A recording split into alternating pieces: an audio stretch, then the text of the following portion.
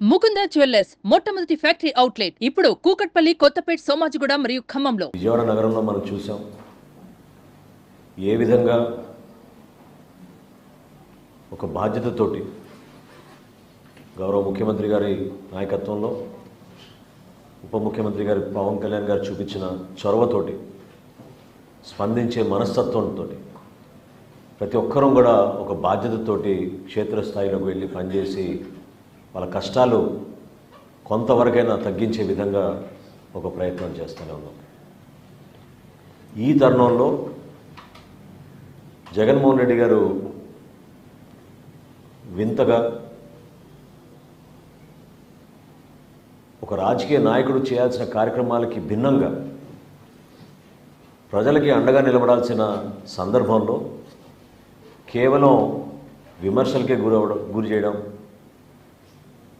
రాష్ట్ర ప్రభుత్వం అందిస్తున్న వరద సహాయాన్ని చులకనగా క్షేత్రస్థాయిలో ప్రజానికానికి అందించాల్సిన బాధ్యత వారు కూడా తీసుకుంటే బాగుంటుందనే ఆలోచన లేకుండా మాట్లాడడం చాలా బాధాకరం. విజయవాడ నగరంలో 2 సార్లు పర్యటించారు.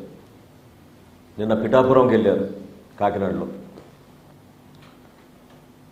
మ్యాన్ మేడ్ డిజాస్టర్ అని ప్రతి చోట ఇది ఒక ఊత పదంలాగా అయిపోయింది ఆయనకి. అసలు గత 5 సంవత్సరాల్లో జగన్మోహన్ రెడ్డి గారి పరిపాలనే మన రాష్ట్రానికి అతిపెద్ద విపత్తు.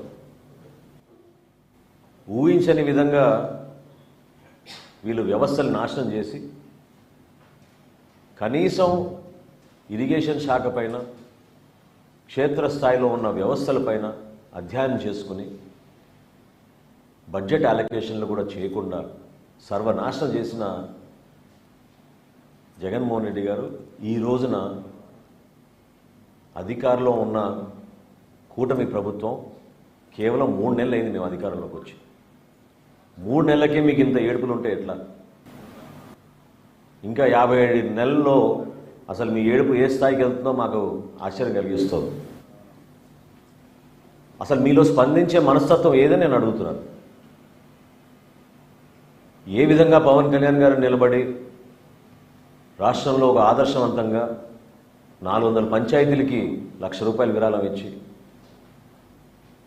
తెలుగు రాష్ట్రాలకి ₹1,00,00,000 చొప్పున విరాళం అందించి, క్షేత్రస్థాయిలో ఆదుకోవాలని చెప్పి పార్టీ నాయకులందరూ కూడా పిలిపించి దూర ప్రాంతాల నుంచి కూడా జనసేన పార్టీ నాయకులందరూ కూడా తరలి వచ్చి ఎక్కడైతే ముంపు ప్రాంతాల్లో ఇబ్బంది పడుతున్నారో వాళ్ళకి సహాయ కార్యక్రమాలు అద్భుతంగా చేస్తున్న తరుణంలో జగన్మోహన్ రెడ్డి గారు కానీ వైఎస్ఆర్సీపీ పార్టీ కానీ చేసింది ఏంటని నేను ప్రశ్నిస్తున్నాను.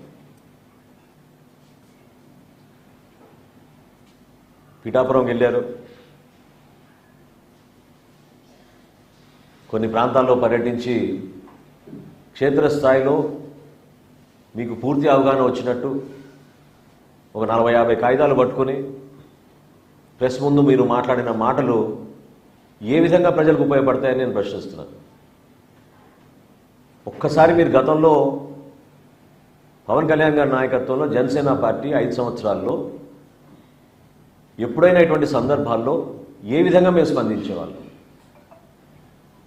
చాలా స్పష్టంగా పవన్ కళ్యాణ్ గారు ఎప్పుడు కూడా ప్రభుత్వాన్ని విమర్శించకుండా ప్రజలకు ఉపయోగపడే విధంగా 2-3 మంచి సూచనలు చేసి పెద్ద మనసుతోటి మీరు ముందుకు వచ్చి ప్రభుత్వం నుంచి ఆదుకోవాలి, కష్టాల్లో ఉన్నారు రైతాంగం, సామాన్య ప్రజలని పదే ఆయన విజ్ఞప్తి చేస్తూ ఉండేవాళ్ళు. ఈ రోజున వాస్తవాలు ఏంటి? పోనీ మీరు అక్కడ పోయి పర్యటించారు, మీ సొంత పేరుతో నిర్మాణం చేసిన ఆ జగనన్న కాలనీ గొల్లపురంలో అక్కడికి పర్యటించారా మీరు? అక్కడున్న వాస్తవ పరిస్థితి తెలుసుకున్నారా? ఏ విధంగా ఆ ప్రాంతం మొత్తం మునిగిపోయిందో మీరు చూసారా? సెలెక్టివ్గా కొన్ని ప్రాంతాలకు వెళ్ళి ఏలేరు గురించి మాట్లాడుతున్నారు. సుమన్ టీవీలో మీ పర్సనల్ అండ్ బిజినెస్ ప్రమోషన్స్ కోసం కింది నెంబర్కి కాంటాక్ట్ చేయండి.